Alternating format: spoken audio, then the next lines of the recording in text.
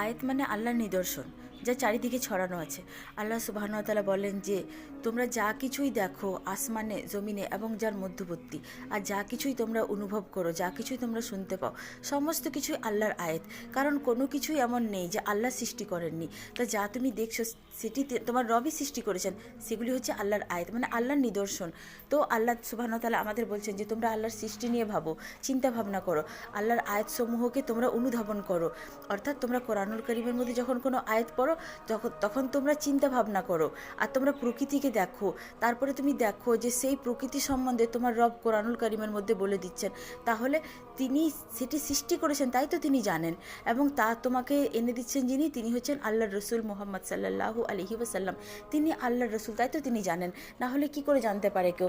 আল্লাহ সুবহানাহু ওয়া তাআলা প্রত্যেকটা সৃষ্টি সম্পর্কে বলছেন। আর যখন আমরা দেখব হ্যাঁ সৃষ্টিটা তেমনই যেমন আল্লাহ তাআলা বলছেন, তাতে কোনো খুঁত নেই, সেটি নিখুঁত এবং সেটি সৌন্দর্যমণ্ডিত এবং সেটি মানুষের জন্য সৃষ্টি করা হয়েছে। তো অতএব আল্লাহ সুবহানাহু ওয়া তাআলা বলছেন যে তোমরা কোনো কিছুকে দেখো যা তোমাদের দেখার পর তোমরা প্রশান্তি পাও, এবং তোমাদের ব্যবহারের যোগ্য আমরা সব কিছু সৃষ্টি করেছি। তো এইভাবে যখন আমরা প্রত্যেকটা সৃষ্টিকে দেখব এবং কোরআনুল কারীমের আয়াত পড়ব আর আমরা অনুভব করব, তখন আমরা বুঝতে পারবো যে নিদর্শন কি, আল্লাহর আয়াত কি। আল্লাহ সুবহানাহু ওয়া তাআলা এইটা বলছেন, তিনটিকে সমন্বয় করো, কোরআনুল কারীমের আয়াত পড়ো, আল্লাহর প্রকৃতিকে দেখো, আর তারপরে তুমি চিন্তা ভাবনা করো, তখন আমরা বুঝতে পারবো আল্লাহর নিদর্শন কি।